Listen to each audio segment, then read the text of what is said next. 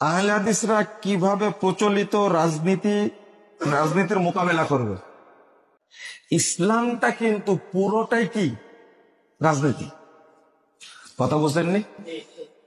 এই বাংলাদেশে যারা এই কথাটা তৈরি করেছে ইসলামের রাজনীতি নাই, ইসলামের রাজনীতি নাই, তোমাদের মতো এই কুফুরি রাজনীতি নাই, কি এই শিরকি রাজনীতি নাই, জাহেলি রাজনীতি নাই।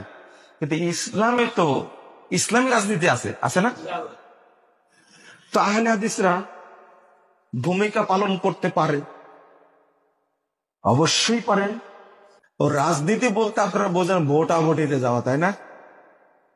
আর গণতন্ত্র আর ভোটকে আপনারা কি মনে করেন? গুলিয়ে ফেলেন।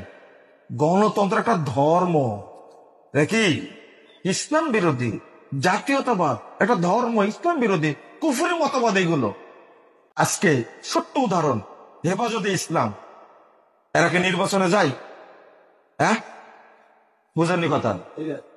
যাবে ভবিষ্যতে বলছে, বলেনি তো। তা তারা সরকারের উপরে প্রভাব বিস্তার করতে পারে না? পারে মানে কি? একবারে যতটা প্রভাব হেফাজতের আছে অতটা প্রভাব জামাতেরও নাই, চরমোনাইয়েরও নাই।